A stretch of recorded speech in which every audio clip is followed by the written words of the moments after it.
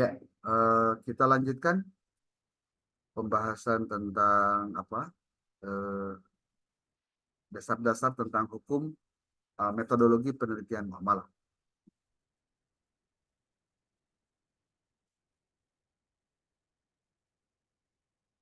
Ya, barusan baru dijelaskan tentang baru masuk ke tahapan yang keempat, yaitu pendekatan etika dan nilai, ya, dalam metodologi penelitian muamalah. Nah, kemudian yang kelima, nih, ini juga cukup memberikan dampak penting, ya, yaitu adalah ketika berbicara tentang bagaimana hukum Islam itu meliputi tentang integrasi teknologi dalam penelitian muamalah. Ini sesuatu yang kalau Akang boleh sebutkan sesuatu yang sebetulnya bukan hal yang aneh dalam kehidupan kita, karena kita sendiri memang menggunakan teknologi dalam konteks kehidupan sehari-hari. Nah, sekarang bagaimana dalam konteks dunia digital?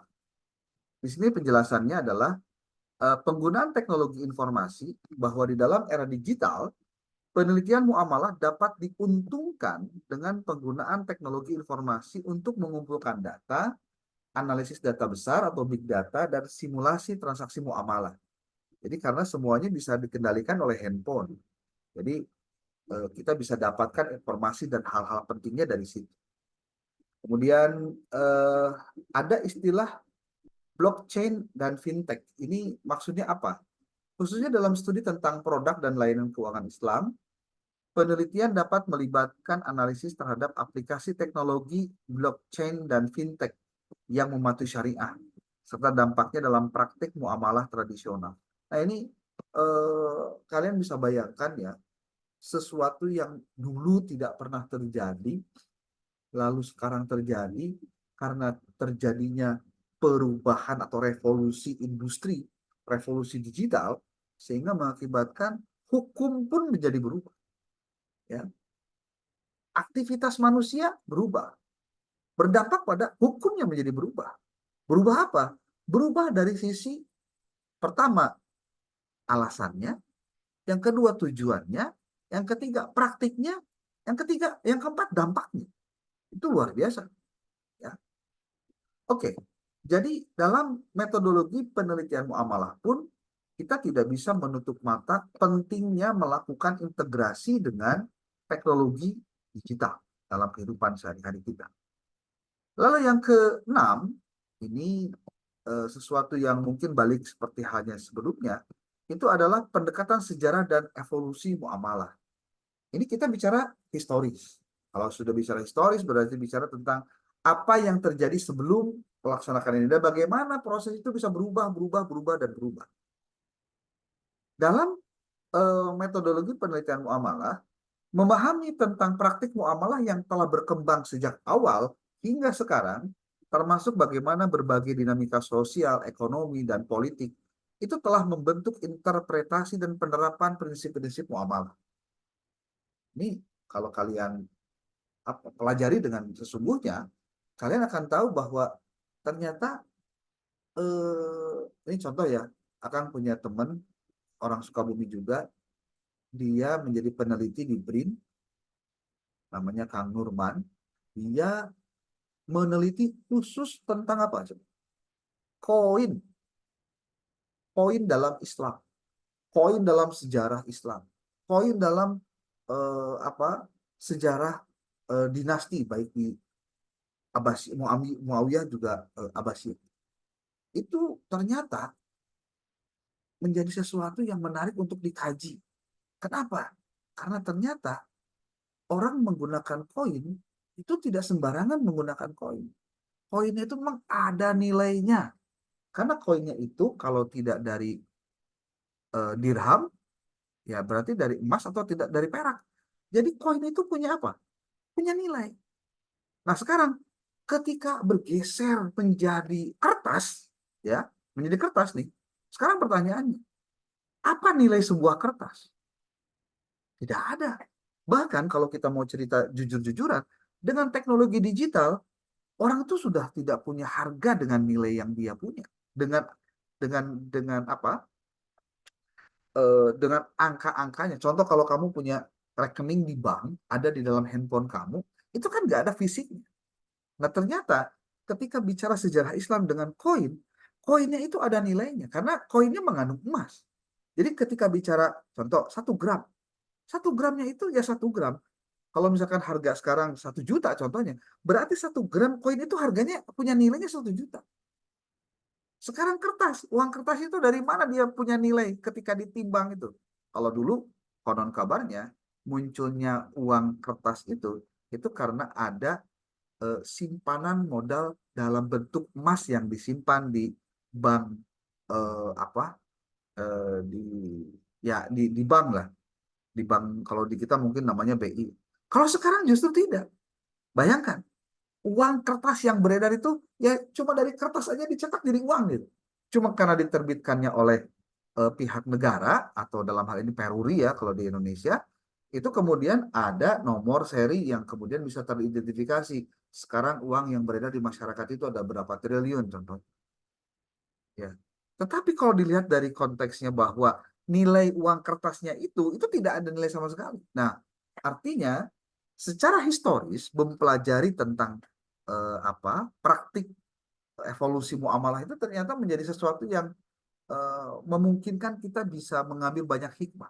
Makanya pernah kejadian tuh di beberapa bulan atau tahun yang lalu, di mana ya, Bekasi ya kalau nggak salah itu ada orang yang melakukan transaksi dengan emas, itu sebetulnya problemnya problem apa ya? Ya ada juga unsur-unsur kepentingan-kepentingan tertentu lah, kayak kepentingan politik-politik tertentu. Jadi eh, apa? Kalau sekarang kan zamannya karena sudah teknologi, jadi segala peristiwa itu bisa di framing ya, di framing. Jadi kayaknya orang yang menggunakan standar dengan emas itu dianggapnya bukan lagi sesuatu yang bagus. Kenapa? Karena itu zaman lalu. Padahal nih, padahal ini kalau di muamalah kan ada istilah inflasi.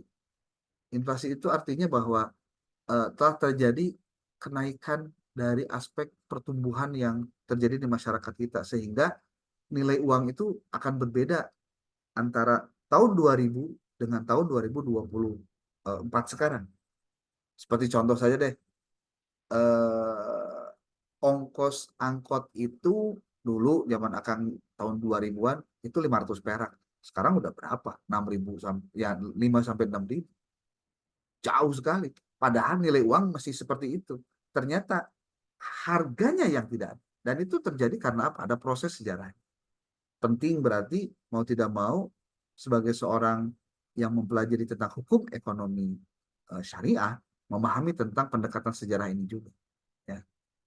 Kemudian dalam konteks pendekatan sejarah dan evolusi muamalah, kita juga bicara tentang evolusi fikih muamalah. Maksudnya apa di sini? Meneliti bagaimana ijtihad dan keputusan hukum dalam muamalah itu ternyata telah berevolusi sejalan dengan perkembangan zaman dan teknologi. Serta bagaimana ini mempengaruhi praktik kontemporer juga. Ya, ini gara-gara pendekatan sejarah dan evolusi muamalah. Lalu yang ketujuh, ketika di sini kita masih berbicara tentang eh, aspek umum yang sering menjadi fokus dalam metodologi penelitian muamalah ya. Yang ketujuh adalah aspek sosiologis dan aspek antropologis. Ini hal-hal yang perlu menjadi kajian kita untuk eh, kalian bisa pelajari. Pertama adalah bagaimana peran budaya dan konteks sosial. Di sini metodologi penelitian muamalah meneliti tentang bagaimana konteks budaya dan sosial itu ternyata mempengaruhi interpretasi. Interpretasi itu tafsiran dan praktik muamalah dalam berbagai masyarakat muslim.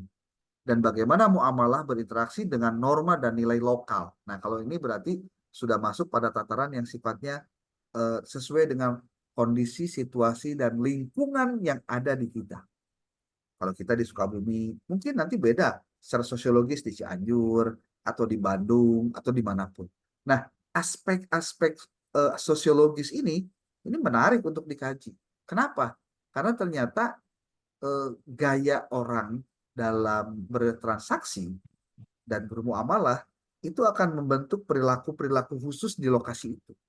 Sehingga nanti kamu bisa lihat, orang Jakarta mah barorosnya naon hargana marah mahal di urang mah harga segini bisa beli anu beli anu beli anu. Itu tidak hanya pada persoalan angka, tapi gaya hidup, cara pandang, situasi kondisi, lingkungan, sehingga mereka seperti itu. Ya. Kemudian ada istilah antropologis. Di sini kita menyebutnya dengan dinamika gender dalam muamalah. Di sini untuk mereka yang senang kajiannya tentang gender, menganalisis bagaimana gender itu mempengaruhi partisipasi dan peran dalam transaksi muamalah, termasuk akses terhadap sumber daya ekonomi dan pengambilan keputusan dalam rumah tangga dan juga dalam bisnis. Seperti pertanyaan-pertanyaan sederhana tapi tidak sesederhana jawaban. Bolehkah perempuan itu bekerja? Kemudian ketika perempuan bekerja dan mendapatkan gaji, apakah ada beban uang yang dia dapatkan dari bekerjanya itu untuk diberikan nafkah di keluarganya? Bagaimana dengan kasus suami yang tidak punya pekerjaan tapi bekerjanya dari kehidupannya berasal dari nafkah yang didapatkan oleh istri yang bekerja? Itu kan kaitan dengan gender dalam muamalah, ya. Ini penting untuk dipahami, untuk bisa dipelajari sebetulnya. Yang kedelapan adalah aspek kritik dan refleksi. Di sini bicara tentang kritik internal dan eksternal. Perlu nggak dalam penelitian muamalah itu ada tentang kritik? Ini Pak. Menilai kritik yang diajukan baik dalam tradisi Islam maupun dalam perspektif eksternal terhadap praktik muamalah, termasuk isu-isu terkait dengan keadilan sosial, inklusi finansial, dan yang berkelanjutan. Nah, contoh-contoh skripsi yang kemarin kita pelajari di sini, yang kemarin kita jadikan contoh ini hakikatnya adalah contoh-contoh praktik-praktik yang secara normatif terjadi di masyarakat, tapi juga karena terjadinya perubahan di masyarakat. Berarti paling tidak kita juga mengkritik kira-kira ada nggak tinjauan hukumnya? Seperti ini contoh nih, yang nomor 5 nih. Tinjauan hukum ekonomi syariah terhadap penggunaan aplikasi snack video yang dimodifikasi. Studi kasus di desa Sidorekso, Kecamatan Kaliwungu, Kabupaten Kudus. Bayangkan, aplikasi snack video yang dimodifikasi ini ditelaah berdasarkan tinjauan hukum ekonomi syariah. Berarti konteks yang ini, konteks yang kritik, berarti di situ juga ada dalam konteks itu. Nah, belum lagi penjelasan tentang ada istilahnya refleksi etis dan juga teologis. Di dalam penelitian muamalah, hal ini pun nampak pada saat kita melakukan refleksi kritis terhadap praktik, prinsip dan praktik muamalah untuk menilai sejauh mana mereka mencerminkan nilai Islam. Seperti tadi, keadilan, transparansi, dan kebaikan bersama. Artinya, kalau sebuah praktek muamalah ternyata tidak memiliki nilai-nilai keadilan, transparansi, atau juga kebaikan bersama, ciri bahwa fikih Islam atau praktik muamalahnya tersebut masih bukan praktik yang bersumber dari Al-Quran atau juga hadis yang memang harus memiliki nilai keadilan. Ya. Nah, yang kesembilan atau yang terakhir, pembahasan dalam metodologi penelitian muamalah itu juga terkait dengan hukum komparatif, hukum perbandingan. Artinya kita berbicara bagaimana perbandingan dengan sistem hukum yang lain. Di sini ada penjelasan memperbandingkan prinsip dan praktik muamalah dengan sistem hukum lain. Seperti ada hukum perdata, ada hukum komersional internasional, dalam rangka apa? Mengeksplorasi kesesuaian, menghindari konflik, dan agar ada potensi harmonisasi. Ini mungkin ini sudah tahapannya sudah tahapan expert ya atau advance, sehingga mungkin untuk di penelitian skripsi Akang pikir hal ini belum masih banyak yang belum bisa dilakukan. Ya. Kemudian di sini ada penjelasan terakhir. Setelah kita coba bahas dari nomor 1, 2, 3, 4, 5 sampai dengan 9 ini, bahasan dalam hukum metodologi penelitian muamalah, di sini dijelaskan dalam menerapkan metodologi penelitian muamalah penting bagi peneliti. Siapa peneliti? Di sini adalah mahasiswa, ya, atau mahasiswa untuk mempertimbangkan secara cermat sumber data, validitas metode, etika penelitian, terutama dalam konteks sensitivitas budaya dan agama. Ini nih, kadang-kadang kalau masyarakatnya masih masyarakat dengan tingkat pengetahuan yang rendah dari sisi pengetahuan agama, biasanya sangat emosional ketika kita menyampaikan hal-hal yang berbau muamalah yang mengandung sisi ajaran agama. Karena apa? Tadi terjadinya sensitivitas dalam budaya. Pendekatan interdisipliner dan kolaboratif sering diperlukan untuk menangani kompleksitas isu-isu dalam muamalah dan untuk memastikan bahwa penelitian dapat memberikan kontribusi yang signifikan baik untuk keilmuan maupun praktek di lapangan. Inilah hal-hal dari teori awal tentang metodologi penelitian muamalah ini nih di bagian ini yang akan kita coba gali lebih lanjut terkait dengan dasar-dasar atau konsep dasar tentang metodologi penelitian. Oke, sambil menunggu ada yang mau ditanyakan silakan. Ini ada 14 orang, tadi ada 20-an. Berapa? Ya, silakan. Ini masih dasar ya, masih konsep-konsep dasar. Kalian silakan nanti membuka buku yang tadi akan kirim di grup, pelajari dan baca. Dan yang paling penting dari semuanya, kalian harus memiliki masalah penelitian untuk kalian lakukan proses berikutnya, yaitu harus bisa menyusun proposal penelitian skripsi tentang muamalah.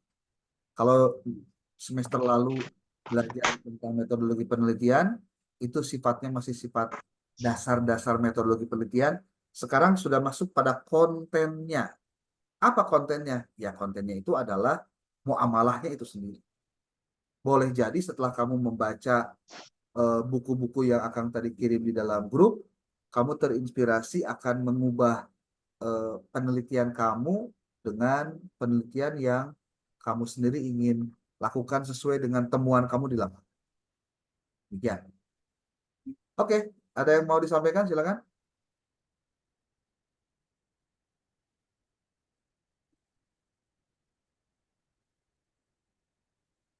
Ada?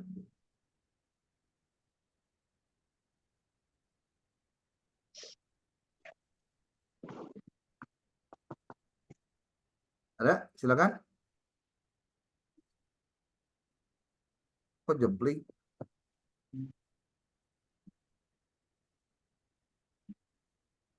Ini yang tidak hadir berapa orang ini, Sarah?